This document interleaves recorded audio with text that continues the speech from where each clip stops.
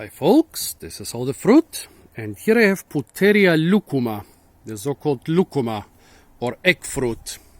A very interesting fruit which I haven't encountered very often, but it's been nutritionally and historically significant for many hundreds, maybe thousands of years, and even nowadays it's very nutritionally significant.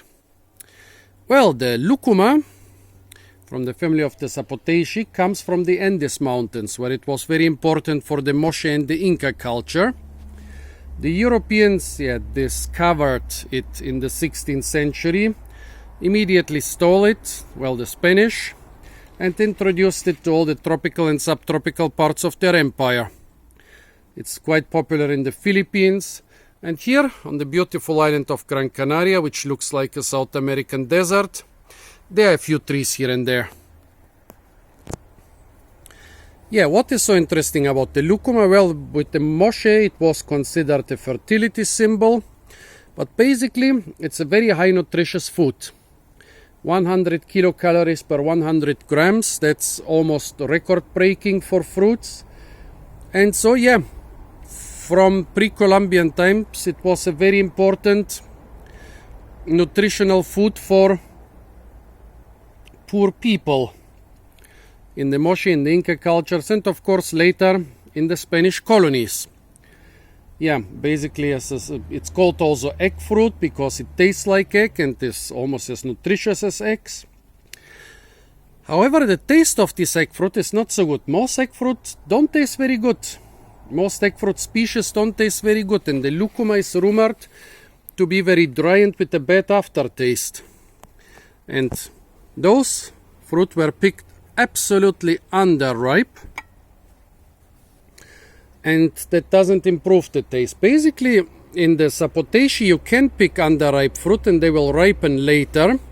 It works very well with most of the fruit.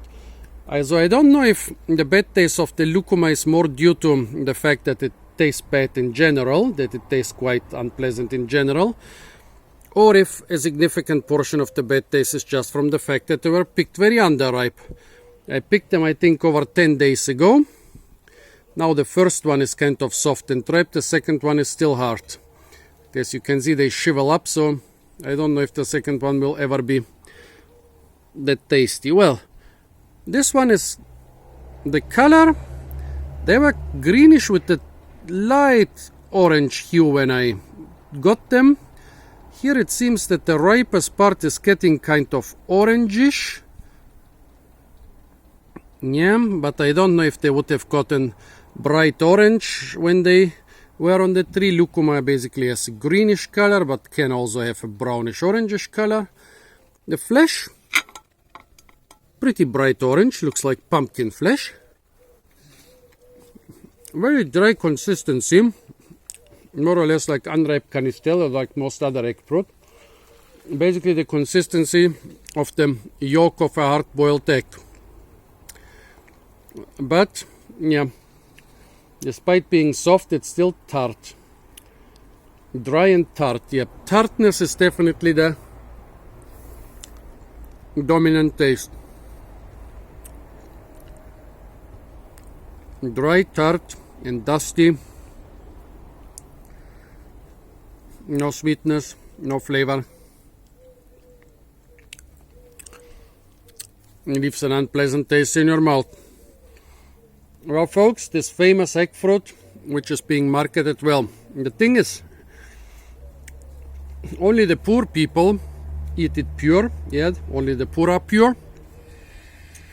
People who can afford it would mix it into different juices and milkshakes and stuff, or make a powder out of it, a very nutritious powder they can add to different foods, I guess, in order to avoid the unpleasant taste. Actually, when you mix it with a lot of other things, the taste becomes quite pleasant. The pure, nope, I've eaten much better egg fruits of other egg fruit species. The pure fruit is really not that great, I must admit. If you find lucuma somewhere, buy some of it, try it, but don't expect too much. Buy the canistel or some other much tastier egg fruit. Maybe I'll do a comparison video. But yeah, anyway, this was the Lucuma, grown on the beautiful subtropical island of Gran Canaria. Stay tuned for a lot more fruit videos from the beautiful subtropical island of Gran Canaria. And don't forget to like, share, comment, and subscribe.